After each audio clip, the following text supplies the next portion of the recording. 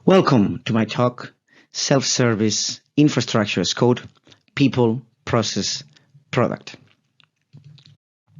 My name is Juan, and 2 years ago I joined an organization called Banking Circle. It is a fully licensed bank specialized on payments and in particular in cross-currency, cross-border payments. I joined as a DevOps engineer, and during my first week at the job, pretty much since the first day I was there, I was tasked with creating a new environment, essentially a copy of the production environment that then some clients could use to test their integration with our systems. So like I say, on my first day, my manager and the technical lead on the team I had joined get me into a room, and then they tell me that they need this environment. When I ask about the specific details about that environment, what that entails, what are the different infrastructure components that are into it, they were not perfectly able to explain everything. They, of course, had some idea about the components that were there, but they didn't have any clear definition or documentation of what was included in that environment. So I said, fair enough, then where can I get this information? And what they did was they recommended me to talk to a guy in the operations department, which was a completely different department inside our company, who was the guy that was creating any of these environments where there was a need for it, the guy that was maintaining them, repairing them, and essentially doing any operation on them when it was needed. It took me 5 days to get a hold of this guy, but then ultimately I did. And then when I got with him, he told me, I have a script that does 20% of the job. He sent this script to me. It was essentially a PowerShell script or a collection of PowerShell scripts that he was keeping in his computer. And then he told me, this is 20%, but I have instructions about what to do from now onwards. Don't worry, I will send those instructions to you. And when he did, what I got was this. As you can see, this is a picture of a notebook where in his own handwriting, he had all the steps that were required to create one of these environments. So this is not particularly detailed, and of course, this is describing a lot of manual actions. So as you can imagine, the situation we were in where we had developers on one side and then operations on a different side, and everything was done in this manual way, was not ideal for any of the parts involved in the process.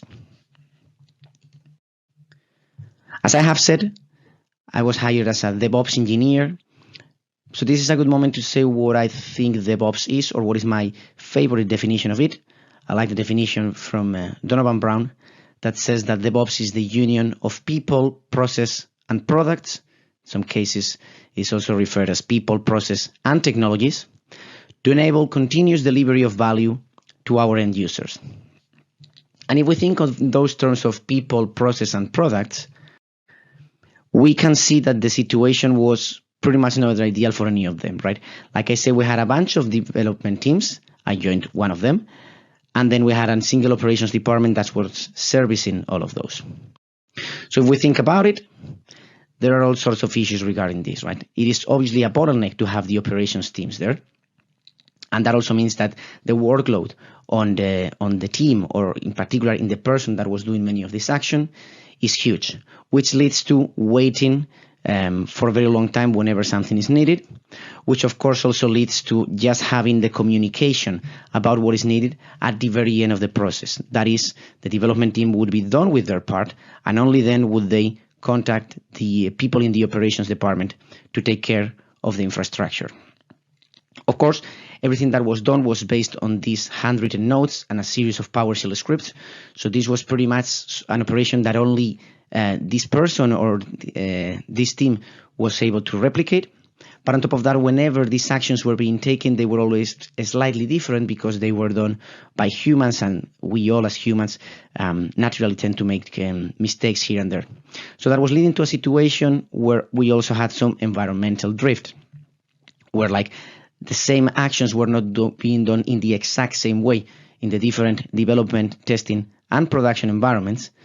And therefore, we were in a situation where like the testing done in those development and testing environments was not always as reliable as it should be. So like I say, the idea here was to start having some DevOps engineers in between. so that each development team would have some DevOps capabilities, and therefore instead of being in that situation where like developers then talk to operations, there would be someone inside the team that would be taking some of these responsibilities for them. This improves in some ways the process, but it is still not ideal, because if we think about it, what happens is that very big workload that has to do with the operational work moves away a bit from the operations team into the different DevOps engineers of the teams, but it is still there, and then we have basically moved a bottleneck, but it has not disappeared. This also means still that the people doing DevOps are still in possession of the specific knowledge that has to be done. And even if we started using infrastructure as code, so basically we started using Terraform and not just doing PowerShell scripts and manual actions, that is still something that requires learning, and if the rest of the team is not able to replicate what is done there, the responsibility still requires a specific person to take care of that. This also leads to a situation where we can have a series of different teams that are solving very similar problems, that are creating their infrastructure using Terraform, but they might be solving those in different ways. So essentially, it is a bit better in some ways than the previous situation, but it is still a bit chaotic, and it is still lacking a bit of control and a bit of reliability in the whole process.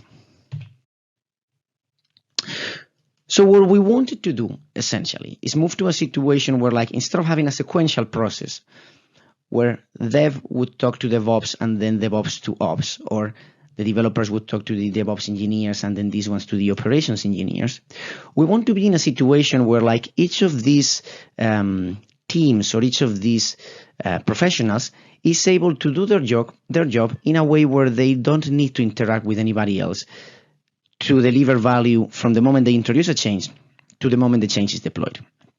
Of course, the work that they do is based upon the foundation led by other teams, but again, from the moment they introduce a change to the moment that change is continuously delivered to the end users of the system, there is no necessary interaction or no necessary interruption, and there is no handover to a different team. When we started looking into this, we came across the book Team Topologies by Matthew Skelton and Manuel Pais. And what they describe, it's a bit bigger than this, but they describe two types of teams.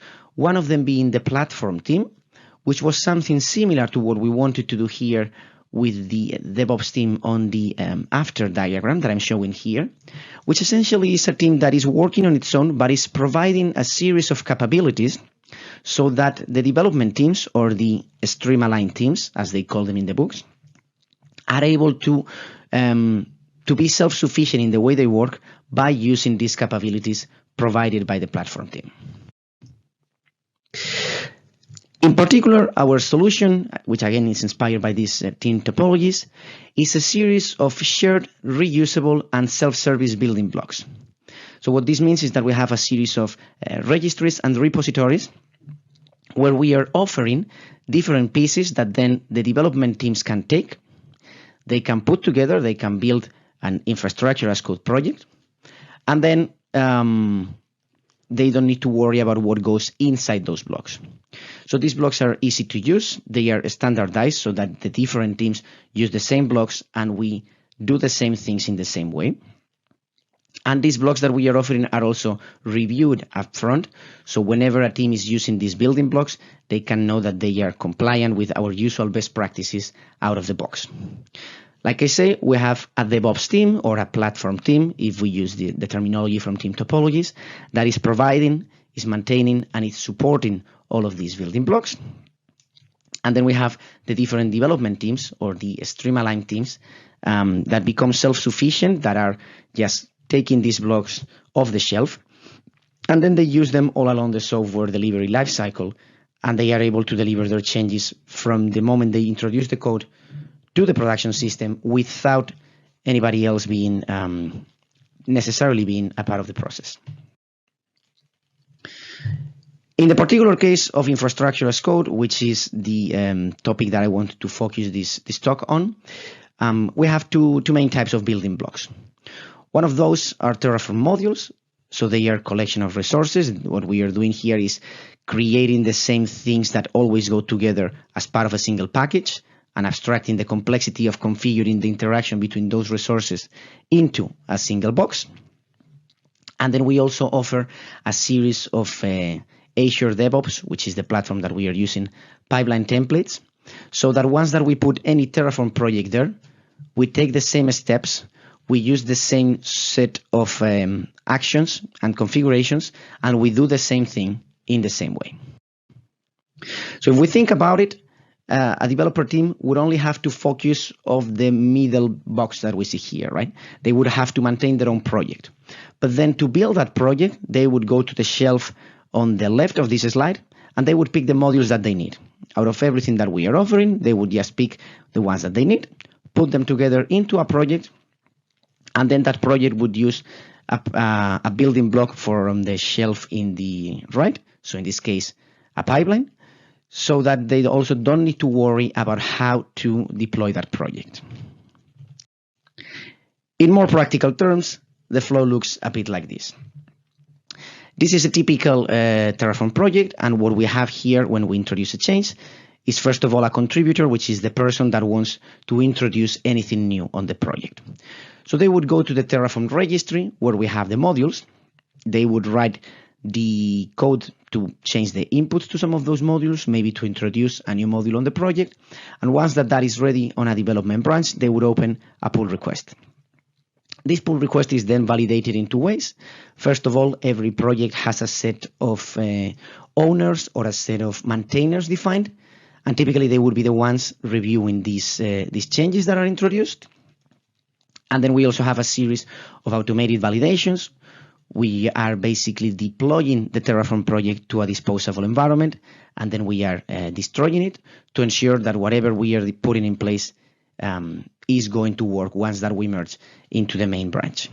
These tests, these validations are used using a tool called Terra Test, which, like I say, effectively is executing the Terraform apply command, creating the resources. Potentially, we can, and in some cases, we are adding some additional tests to see that the system can react in the way that we expect, and then we are destroying it. On top of that, we have another tool called Checkoff, which is doing a series of static code analysis validation. So essentially, it is looking for the configurations that we are adding to those resources and ensuring that they are following the general best practices as defined by the community, and that we are not introducing any security vulnerability by misconfiguring some resources. Once that this pull request is validated automatically on the testing side and then manually by the maintainers of the project, this is merged to the main branch, and from there we trigger a pipeline, which then deploys the changes across the different development, testing, and production environments. This is done in a controlled way, so there is a series of approvers along the process, essentially reviewing that when we run a Terraform plan, the actions that are to be taken are safe for us to execute. Like I say, these projects have a governance model where we have an owner or a maintainer of the project, which would be someone in the development team. In some cases, at the very beginning, someone in the DevOps team or in the platform team can also take this role of a maintainer and start reviewing the changes that the different developers introduce until they get the maturity required to take care of these changes.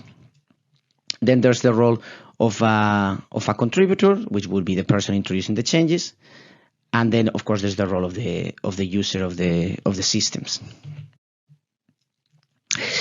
As I was saying, the things that I have described here, this deployment that happens automatically once that we merge the pull request, the validations based on Terra Test, the validations based on Checkoff, all of those are based on a series of pipeline templates that ensure that we do the same things in the same way and ensure that the different development teams can take advantage of this setup without having to deal with all of this complexity and recreating this setup themselves. We are ensuring anytime that we run some Terraform command, for example, that we first validate the code. We then also run a Terraform plan, and then if we like the plan, we have an approval in between that would then lead to the application of the changes. These pipelines also take care of some aspects such as the agents where Terraform is running from, which we are also maintaining because then they are integrated with the rest of our company network. We are taking care, for example, of the state storage for Terraform. For this, we are using some Azure blob storage. And another series of things, for example, secrets management, which of course changes from project to project, but we are dealing with that in a consistent way. If we look at the Terraform modules, what I have here is the definition from the HashiCorp developer guide. Like I say, they are collections of resources. So essentially, when we create a module, what we want to do is there are a series of resources that we, for whatever reason, always create together. Part of the reason is that it is easier to do it that way because then there's only one interface instead of having to replicate the creation of several resources. Part of the reason might be that some of the configurations or some of the additional resources that we always require to have there by a company policy are already included in these Terraform modules. To give a practical example, we have a storage module, and then in that one we are creating a storage account. We are also creating a secret in a key vault with the connection string to that storage account. And then we also have the possibility of creating containers and blob files inside that storage account. These would be the resources that the developers would have to create otherwise if they had no module. In this case, we are providing a single unified interface.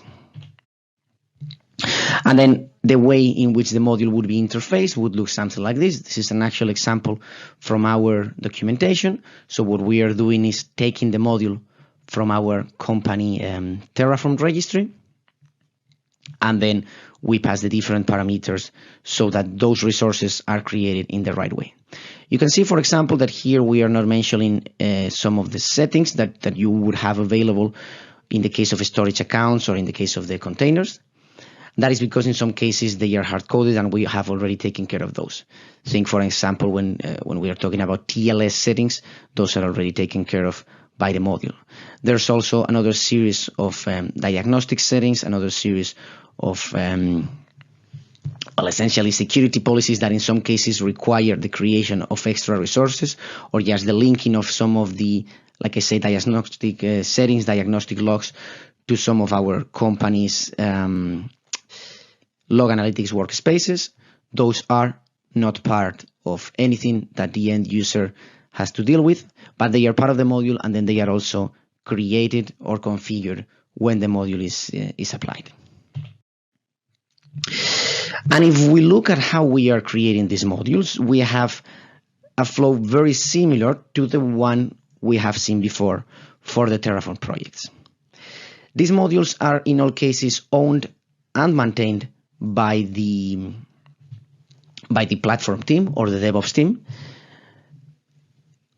At some point, it is also possible that there would be some modules that are maintained by a different team. But we do accept and encourage contributions from the different development teams, and we are actually seeing quite some engagement as a result of that. So what we have here is that the contributor, once again, introduces changes and creates a pull request. And then we have the dual set of validations. First of all, we are using TerraTest to check that the module can be deployed. We have a series of examples that we are executing. And then we also have the validations based on checkoff, where we are doing a static code analysis. So we have the active validation and then the passive validation. We also have a reviewer, which, like I say, is the maintainer. And if both of those are successful, then we merge to the main branch. That triggers a pipeline that then publishes a new version of this module to our company Terraform registry. As I was saying, in the validations, the automated validations that we have in place, we have two of them. One of them is the static validation, which is just based on static code analysis, so checkoff. It's a tool that is looking at the code and detecting whether there's any potential misconfiguration, vulnerability, or anything not following the usual best practices. And then we have the dynamic validation or the active validation, which is based on some deployable examples. So what we are doing for every module that we have is introducing a couple of examples. One of them is using the minimal amount of inputs that the module needs.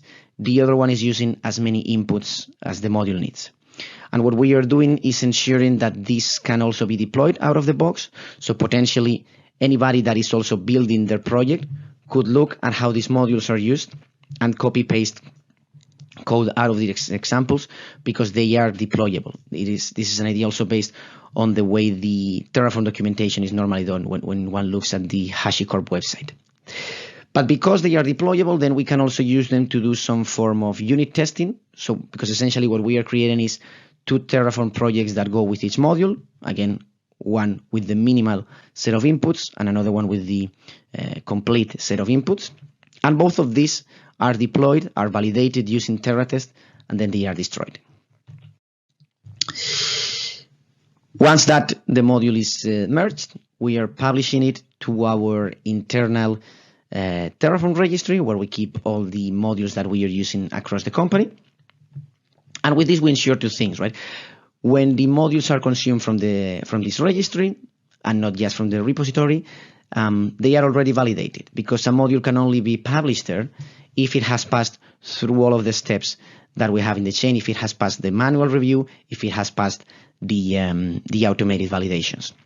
So we can ensure that anything that potentially any development team gets out of the registry is safe to use and is compliant with what we would normally have in place. And these modules are also versioned. So what we are doing is that any time that we publish a module, we publish a new version of it, which means that if a project is using a specific version of a specific module, it is not disrupted when a new version is published. The team that is using the older version is still able to deploy that project at any given moment, and eventually when they require some new functionality or when they just want to keep the modules up to date, they would have to update to the latest version of that module or to a version that works with their requirements. We are also generating, as part of this development flow, we are generating documentation. So what we are doing in this documentation, we are using a couple of projects called Terraform Docs and MK Docs, and we are taking the list of resources that are created as part of the module. We are taking the list of providers that is used. We are also taking the list of inputs to the module, or the list of variables, and the description that we have for those, and the data type that they have. And we are publishing that in a couple of ways. One of them is just in the README file of the repository where this module is, which means that anybody going into that repository potentially looking to contribute can see in that README file what the different components of the module are and what the inputs of the module are, or the outputs of the module are at that moment. This is also published to a website that we use internally in the company, where instead of keeping one independent file, as we would do with the READMEs for each of the modules, we have a website where we centralize the documentation for all of them, and then it is easy for any developer or for any person in the company really to check the documentation of all of the modules that we have available. And as I said, we have some examples, so those are also included as part of this documentation. This is how the table that is describing the inputs would look in a README file. You can see that we get the name of the variables, we get the description of it, we get the type that is expected, and whether the parameter is required or not. And this is essentially the same table when we look at it in the company website, which, as you can see, allows us to pick between different modules on the left column. So once again, and going back to the beginning of my talk, DevOps is the union of people, process, and products or technologies to enable continuous delivery of value to our end users. If we look at how things look in this paradigm, where we have self-service capabilities, self-sufficient teams, and teams that work independently of each other, we are in a situation where from the very beginning, from the people side, the teams are more engaged, more eager to collaborate, and more aware of what is happening. The reason for that is that they are taking care of their own infrastructure, so they know what goes inside the project. And also, if at any point there's something that they are consuming that is not suiting their needs, they are also the ones, or they can be the ones that contribute back and then enhance the quality of the modules that we have in place. So there are talks happening over code, and there are talks happening earlier in the process as compared with the previous situation. Of course, we are doing the same things in the same way, using the same building blocks. So from a process perspective, everything is much more reliable and much more controlled. And of course, this also means that there is never a situation where we need to repeat a lot of operations that are tricky, where we are assuming a lot of risk, because now we are working smarter and not harder. And from the technology side of things, at the end of the day, we just have something that is easier to use, because the abstraction that we have on top of Terraform is something that anyone in the company should be able to use. And of course, we have something that is repeatable, so we can deploy it as many times as needed, because we are only defining an end state, and it is idempotent in that sense. So from the situation where we had started with some PowerShell scripts and some notes on a notebook about how to do this, which were only in the possession of one person, which essentially was taking care of this for every team, we have progressed quite a bit. And this has also enabled us to allow every team to work like this. That includes every team that before was blocked at this bottleneck, but also every new team that has been created since, because we have been growing quite a lot as a company, has been able to just onboard this system and then take care of their own infrastructure. With that, I'd like to thank you very much for listening. These are some of the topics, some of the ideas that have inspired the work that we have put in place and that have inspired this talk. So I'm also leaving here some links to team topologies, to TerraTest, Chekhov, MK docs, and Terraform docs. Again, thank you very much for listening to my talk.